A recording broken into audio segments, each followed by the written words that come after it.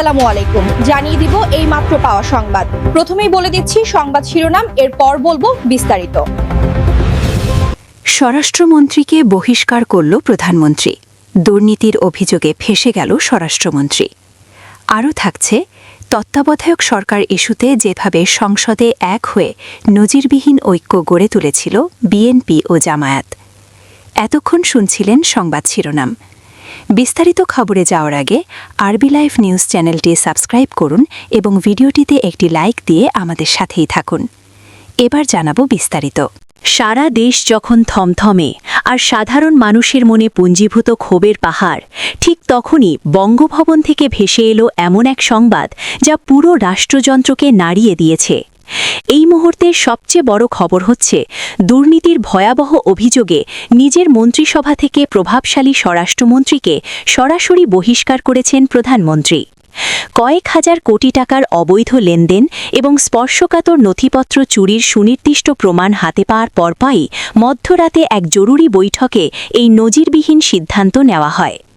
বিশ্বস্ত সূত্রে জানা গেছে, গত কয়েক মাস ধরেই স্বরাষ্ট্রমন্ত্রীর গতিবিধি এবং তার ঘনিষ্ঠজনদের ব্যাংক অ্যাকাউন্টে অস্বাভাবিক লেনদেনের ওপর কঠোর নজরদারি রাখা হয়েছিল। দেশের সাধারণ মানুষ যখন দ্রব্যমূল্যের ঊর্ধ্বগতি আর আইনশৃঙ্খলার অবনতিতে দিশেহারা, তখন খোদ আইনশৃঙ্খলা রক্ষার প্রধান সেনাপতির এই বিশাল অঙ্কের অর্থ কেলেঙ্কারি প্রধানমন্ত্রীকে চরম ক্ষুব্ধ করে বলে জানা গেছে। বহিষ্কারের ঠিক আগ মুহূর্তে প্রধানমন্ত্রীর কার্যালয়ে তলব করা হয়েছিল স্বরাষ্ট্রমন্ত্রীকে। সেখানে মাত্র 15 মিনিটের রুদ্ধদ্বার বৈঠকে দুর্নীতির অকাট্য সব প্রমাণ তার সামনে তুলে ধরা হলে তিনি বাকরুদ্ধ হয়ে পড়েন। কোনো অজুহাত বা ক্ষমা চাওয়ার সুযোগ না দিয়েই প্রধানমন্ত্রী তাকে পদত্যাগপত্রের বদলে সরাসরি বহিষ্কারের নির্দেশ দেন এবং অবিলম্বে তাকে কঠোর নজরদারিতে রাখার আদেশ জারি করেন। শুধু তাই নয়, মন্ত্রীর বাসভবন এবং তার আত্মীয়দের বাড়িতে একযোগে অভিযান শুরু করেছে বিশেষ টাস্কফোর্স। বর্তমান বাংলাদেশের মানুষ যখন ক্ষমতার অপব্যবহার আর দুর্নীতির বিরুদ্ধে সোচ্চার, তখন প্রধানমন্ত্রীর এমন কঠোর পদক্ষেপকে একটি মাইলফলক হিসেবে দেখা হচ্ছে।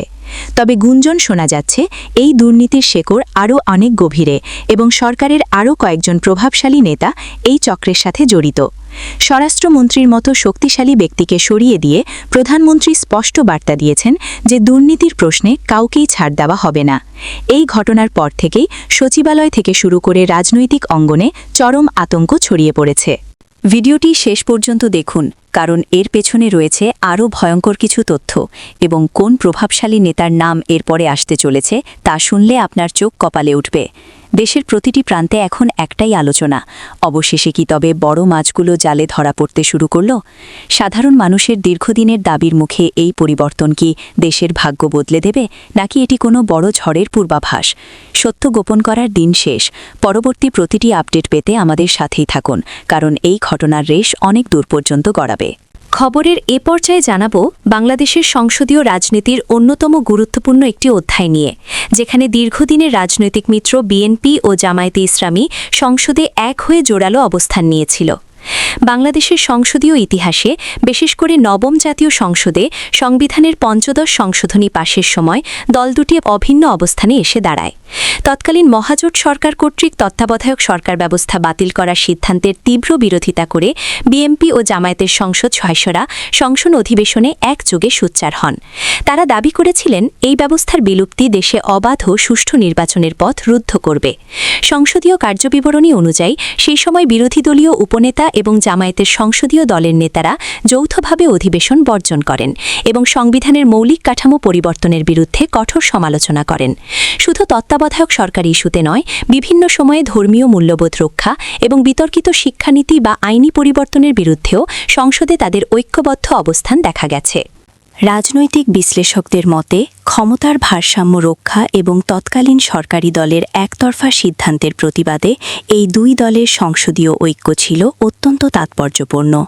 যদিও পরবর্তীতে রাজনৈতিক পরিস্থিতির ব্যাপক পরিবর্তন ঘটে, তবুও সংসদের সেই উত্তাল দিনগুলোতে তাদের এই জোটবদ্ধ লড়াই বাংলাদেশের রাজনীতির ইতিহাসে একটি বড় উদাহরণ হয়ে আছে।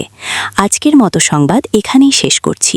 পরবর্তী আপডেট পেতে আরবি লাইভ নিউজ চ্যানেলটি সাবস্ক্রাইব করুন এবং ভিডিওটি শেয়ার করে অন্যদেরও জানার সুযোগ করে দিন। ধন্যবাদ।